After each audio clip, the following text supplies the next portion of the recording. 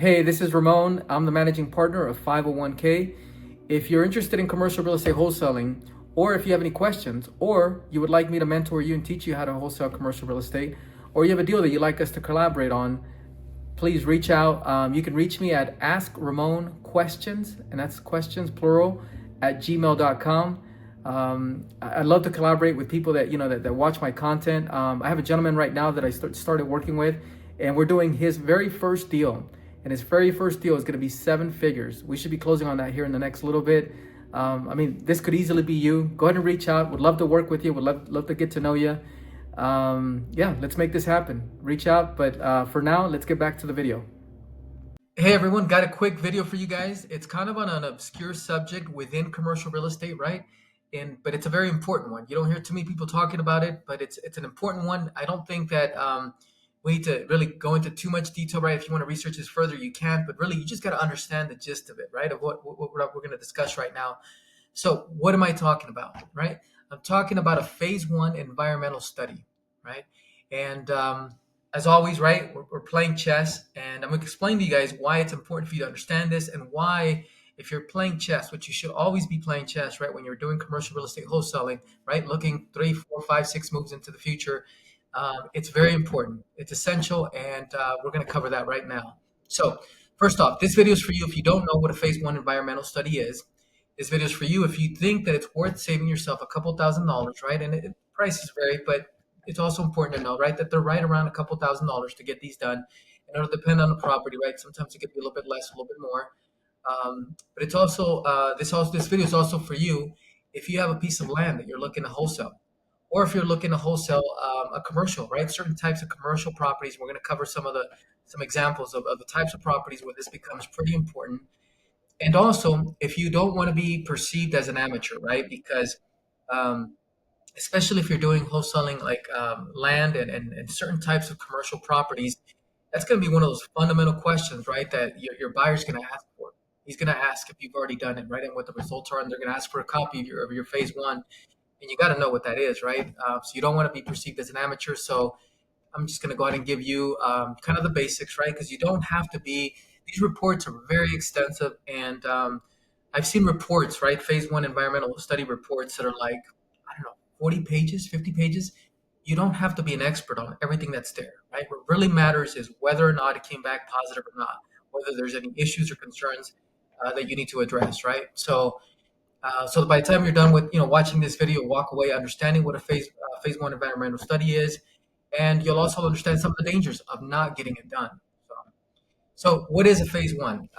It's when buying a commercial raw land, a phase one environmental site assessment, right? It's another name for it, is often essential because it checks for potential environmental risks like soil or groundwater contamination, which could impact the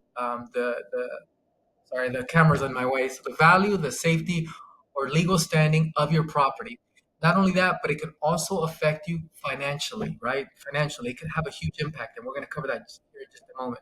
So, examples of types of commercial properties, right, that you would where this would be important, be gas stations, right? No matter what, gas stations always. Oil change stations, right, like Jiffy Lubes and stuff like that. Old landfills, right? Even if they've been covered up, and it's been, I think in San Pete County, here where I'm at, I think it's 40 years. After you've covered it up for 40 years and it's considered safe, still you can't take a chance. You got to get that phase one done. Recycling plants, farms, mechanic shops, other industrial type plants, and of course raw land, right? And yeah, so now, what's the upside, right, to getting this done, right? Because you're going to have to spend a couple $1,000s, and if it's a much bigger piece of land, it could be a few $1,000s, right? Well, you get to negotiate a better price if it comes back and there's an issue, right? You can also negotiate for the seller to take care of the cleanup, right?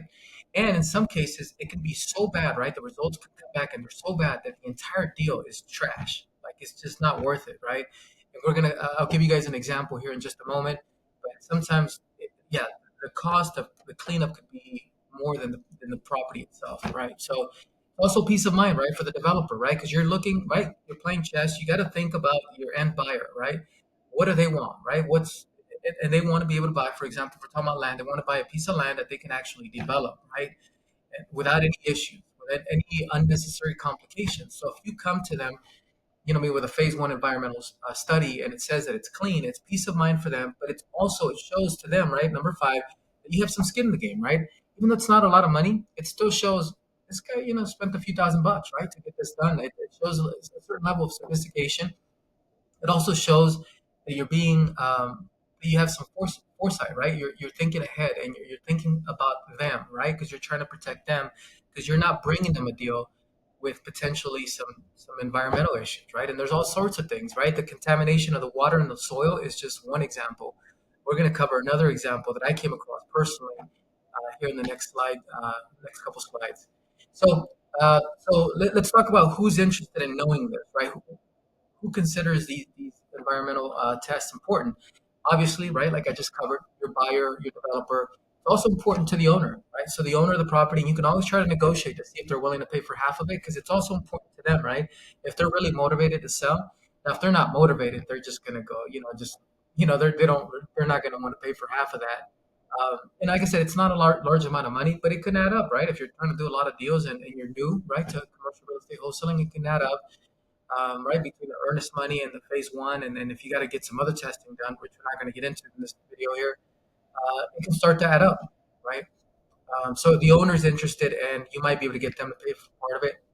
Interestingly, title companies don't care, because the title company, their job is really just to guarantee that that's a clean title, right? That the owner's, is really truly the owner, and that's going to be a clean transfer to whoever the new owner is going to be, right? And they're guaranteeing that. However, if there are any issues, right, that many restrictions, environmental restrictions that have been recorded, the title company will know about that. So that's also important, because you'll want to check the title report, right, to make sure that there aren't any issues recorded on the title.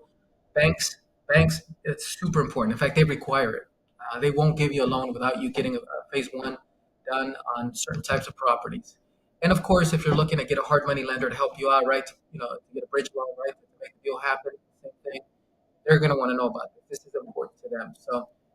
So let's talk about just a couple stories, right? An example where we did get one done and it was important is where we were looking at buying a raw piece of land in California, and it was out kind of in the middle of nowhere. And I thought, what are the chances? There are no issues, right? Like there was, like, what are the chances that it's contaminated?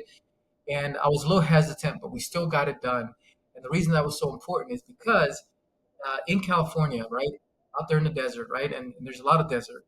Um, there's these cactuses, right, that are environmentally protected. They're called Joshua trees, and anyways, we're not going to get into Joshua trees and my opinion of them, but the point is, they're protected, and you can't cut them down. You can't remove them. If you have some there, there's a very expensive process for relocating them, right, and you have to pay somebody that specializes in doing that. So and that adds up, right? Adds to the cost of the land, right? So if you're so for example, on that deal, the margins were good but not spectacular, right? So hypothetically, right, if we were looking to take a nice six-figure wholesale fee, and then on top of that also leave, leave some meat on the bone, right, for the developer, um, this right here, removing all of these Joshua trees, was going to add up to, and this, it's been a while, but I think it was a few $100,000, right? Because there's a lot of them. It was a few $100,000. So it made the deal less attractive, right? So we got it done. We knew about it, and we planned accordingly, right? An example of a situation where one of these tests was not done, and it resulted in something catastrophic. It didn't happen to me personally, but it happened to somebody that I know that was also trying to wholesale a property. In fact, they were looking to, yeah, I think they were looking to develop it. In fact, they thought about wholesaling it, and they were looking to develop it. Anyways, what matters is this: is that it was in New York, and they bought a piece of property. There was like a mechanic shop, right, that was there, and they looked around, right, and it was clean, right. The guy that was selling it, had it nice and well kept, and it didn't, there wasn't a bunch of oil spilled all over the place. And they went ahead and purchased the property without doing a phase one environmental study, because what I mean, they wanted to get a deal. They were getting a good price on it. It was, long story short, but after they bought the property and then they started, right, the process of trying to develop the property, they found out that the owner, right, of that mechanic shop, he would also change exchange oil, right, for his customers. And what he was doing was that oil, he would actually, he had some little thing in the background that in the back, in the back of the building that he didn't see what before he bought the building, right? That the guy that I know didn't see it, but what the owner would do is that he would just dump that oil into the ground.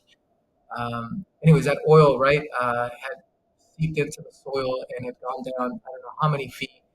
And it turned out that it ended up being an incredibly expensive cleanup job to the point where the deal didn't even make sense. But he was already in the deal. At that point, he owned the property. And as I recall, yeah, it wasn't a wholesale deal because he actually discovered this after the fact, after he started developing the property. So it was all bad, right? Like the numbers didn't make sense anymore because it was incredibly expensive to clean that up because he had been doing that for years, right? This guy that owned it had owned it for, I don't know, for a long time.